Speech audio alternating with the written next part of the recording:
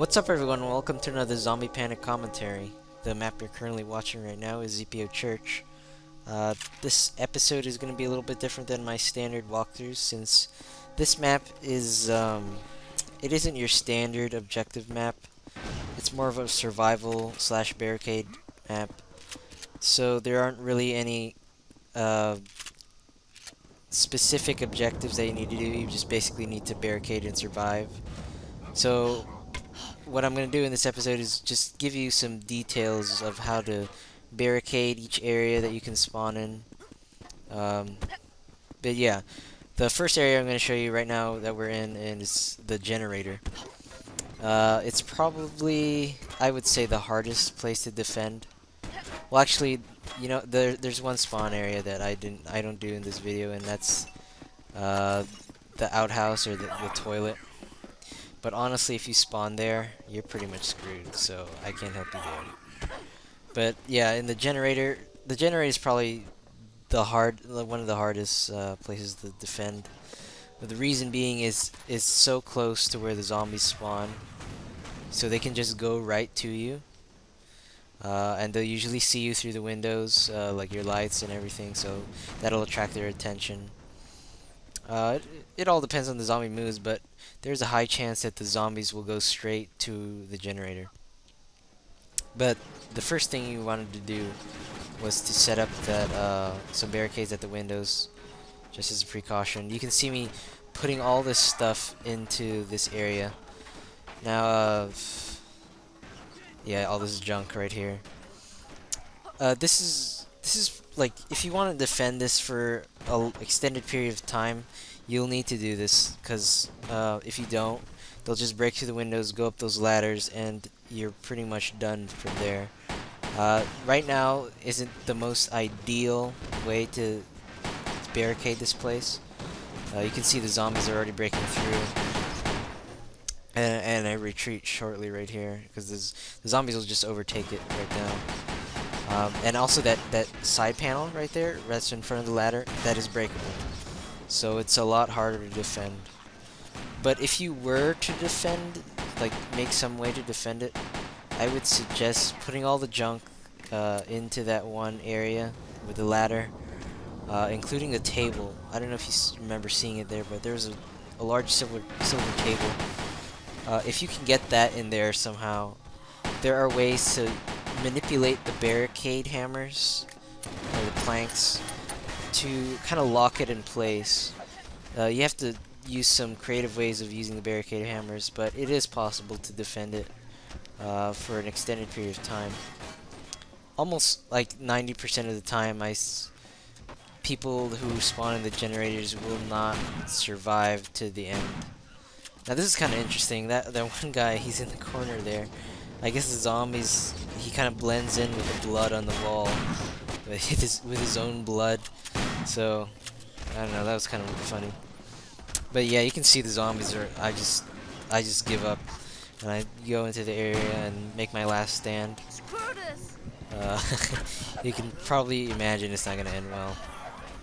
Yeah, I get pretty much raped there, but yeah, that's the generator. It's definitely, I mean, if you spawn there, you can try to defend it as long as you can, but you're probably not going to last until the end of the round. Anyways, the next area right here is the crypt. You can see me, these green cabinets are a pain in the butt to move. But yeah, the crypt is a little bit easier to defend. Because you've got, you can activate the door. It's kind of, you can't see it right, but you can, right, that door over there, you can activate it and it'll close, and it's pretty durable, so it'll take the zombies quite a while before they can break through. And there's also a button you can press that makes a bunch of barrels fall down, so that I don't know, it's kind of acts as a deterrent to zombies. Although it just takes one zombie to blow it up, and then all the others can come in. But yeah, what you see me doing right here is one of several ways you can barricade it. You can see we put all the tables and the shelves and the cabinet up against the front door. You could also do the same technique on the inner door over here, and it'll be just as effective. It might be a little more secure if you're paranoid, but I would say both have the same effect. Yeah. And right now you can see it's pretty much secure now. You just we're putting this shelf on the side right here because the zombies might hit the table off to the sides, push it off to the side so that they have a small enough entryway to get through.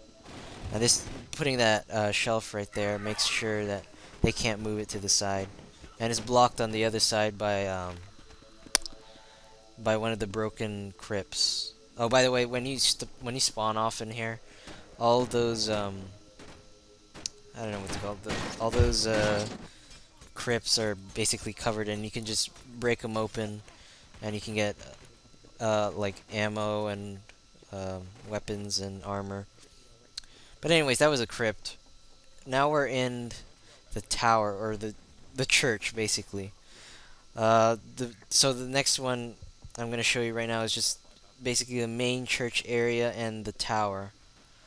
The way you want to approach this is, because the tower by itself is not gonna last that long unless you really know how to get creative with the barricade hammers. And even then, it's probably not gonna last that long, especially if there's a bunch of zombies raining down on them.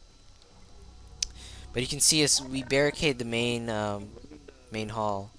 Oh, and this window right here, it's a good idea to break it open, because not only can it provide like a last-minute escape if you're defending the tower, but you can also shoot into where the zombies spawn.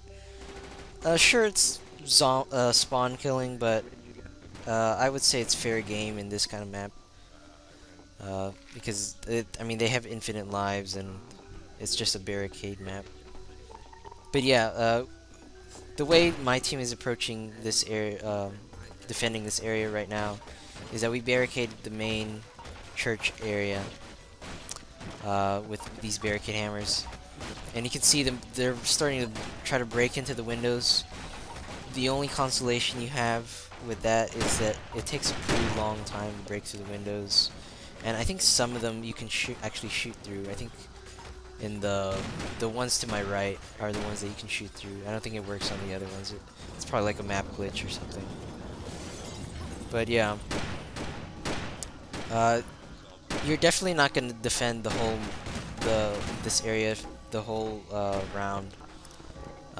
You can see us starting to fall back already because they're breaking through the barricades. And in the tower, there's actually a button underneath these stairs right here. Ow. Yeah, make sure you be careful of the sofas because they can hurt you. It's physics damage. But yeah, there's that switch right there, and it activates the door, temporary door, if you need time to kind of prepare yourself for the upcoming onslaught.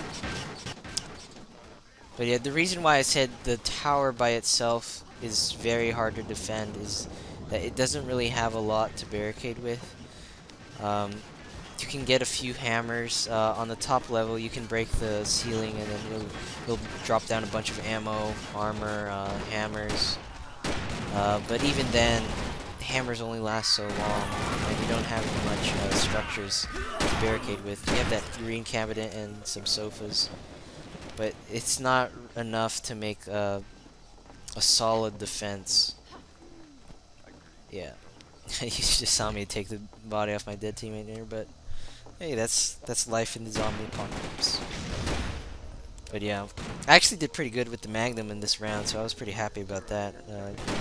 Hope you won't mind. I mean, there's really not much defense strategy that I can say here, but hey, I did good with the Magnum, so might as well show it off. I'm sure any of you guys would do the same. But yeah, there's just a minute. If you guys have a minute left and you have a decent amount of ammo, I would suggest pushing up. Well, it all depends on like how many zombies there are. Right now, there's a fair amount of zombies, but not enough that we can't handle. So we kind of push up a little bit. And pushing up makes it, one, it makes them want to kind of go around. If there's like other survivors around, it'll make them want to go to the other survivors, because knowing most players, they really don't want to keep going into an area where they get killed, where they know they get killed. So that's one advantage of pushing up while there's other survivors around. And plus, you get more kills that way, so you might as well get more kills within the last minute, because you know you're... Yeah, there you go. That's one way to win the map as a survivor. And the last area I'm going to show you right now is the basement. I don't know why, but the basement is always my favorite place to barricade. I don't know why. It's not that great. I guess it's because there's some creative ways of barricading it. The main way you need to know to win this in the basement is you can see how the person, one of my teammates, put that silver table over there to my right, and you need that there if you want any chance of defending this area.